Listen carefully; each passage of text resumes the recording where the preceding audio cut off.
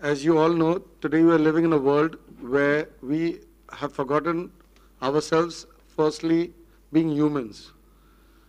We have been dividing ourselves on basis of caste, creed, religion, which has become a core issue with politics, issue with people living all over the world. People label, you belong to this caste, you belong to this religion, forgetting that first we are humans. If you go back into history, there used to be where people never used to tag you or tell you that you belong to this religion or you belong to that religion. People used to look upon as an individual, first as a human. Used to treat that person with equality, used to treat that person with kindness, used to greet used to greet your individuals. Things are changing. In today's world, this has become a weapon, basically used by political forums more to rule and divide. The thing that has been basically,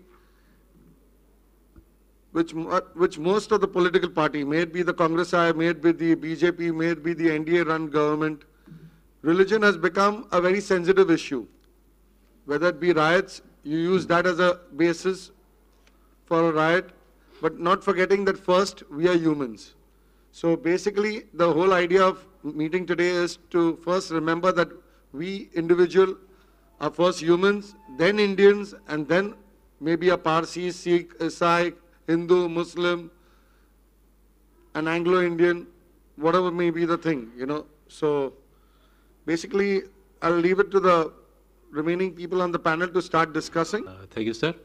I have a slightly different view on this. I feel, number one, what is happening is, in case of India, for example, we are a very deeply religious country. Whatever religious beliefs may be, whatever religion we may belong to, but most of the people in India are very, very religious. That is a fact. And it is very closely tied to our identity, and not just religion, in some instance, caste or linguistic identity, regional identity, and so on. So I don't think can hope to wish that away, because that is an important part of us, and it is in some ways very positive part of us as well. You just need to look at people who have lost their identity in a lot of other countries, for example, and we can see how important, how it contributes, and how it manifests itself in everyday life, in our cultural life, and so on and so forth. One thing which is happening, which wasn't there earlier, is that any religion that one looks at has always had an issue of certain people having certain position. Hindu society, for example, certain groups were so-called upper caste, and there are certain groups which are so-called casteless or lower caste. What is happening now is that there is a certain churning taking place where people who are otherwise disadvantaged, marginalized, or treated very badly are there, but all over the world. So people are moving out of their comfort zone, out of their particular area.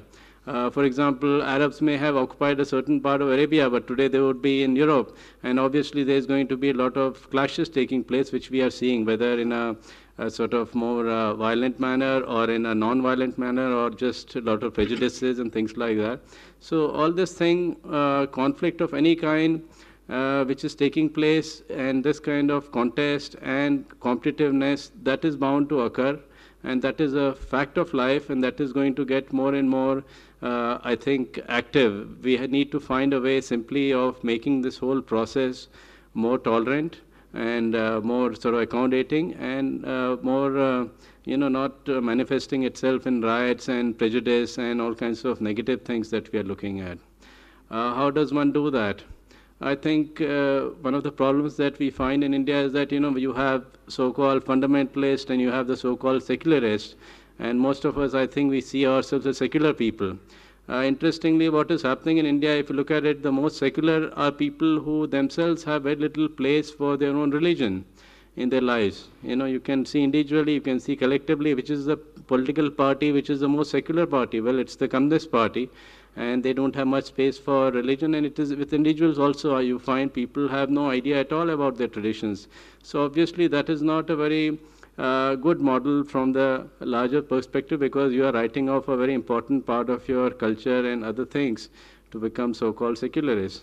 On the other hand, religion, which is being seen as a negative, and the so-called religious fundamentalism, which is being seen as a negative thing, is in fact the most positive thing. It's just been given a very negative spin by the media. Because when you start examining it, what is religious fundamentalism? What are the fundamentals of any religion? What are the fundamentals of Islam or Hinduism?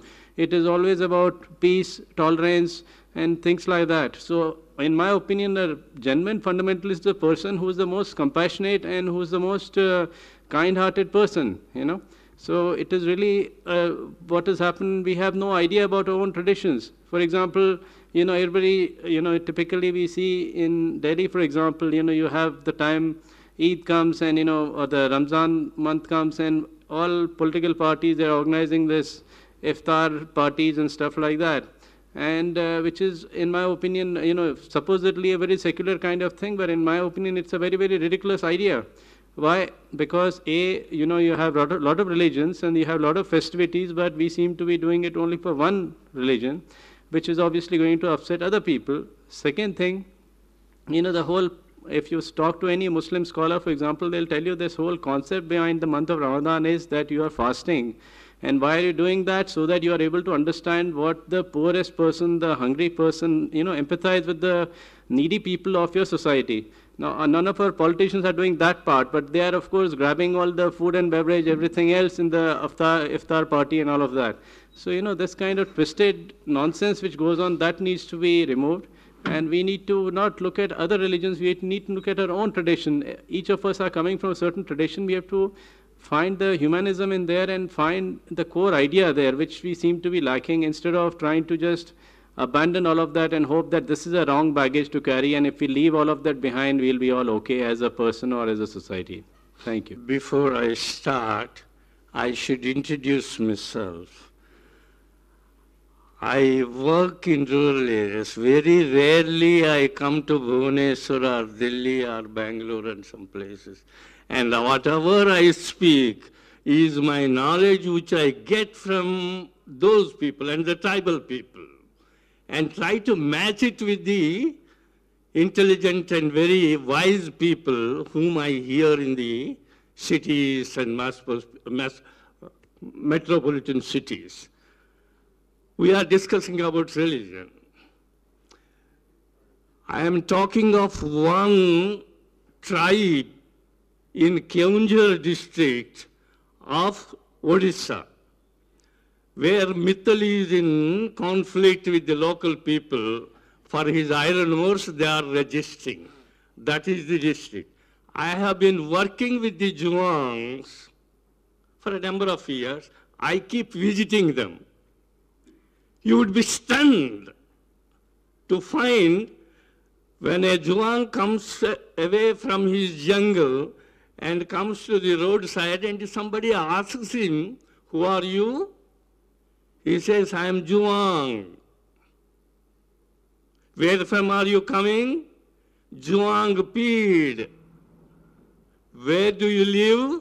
"I sleep in my house and live in the environment." Professor, Odia, I don't know whether I am translated.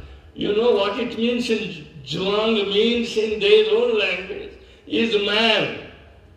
"Who are you?" "I am man," he says. "Where do you live?" "I live in Juang Peed," not in a village. He won't utter his village's name. He then identifies that he is living in an area. And then when you push him further, he says, "Yes, I sleep in my house and then live in the environment." That is the value which they carry. We are talking, that is their religion. You see, coming from there, when I think of what religion, what should be the basis of religion, why religion which is so pious?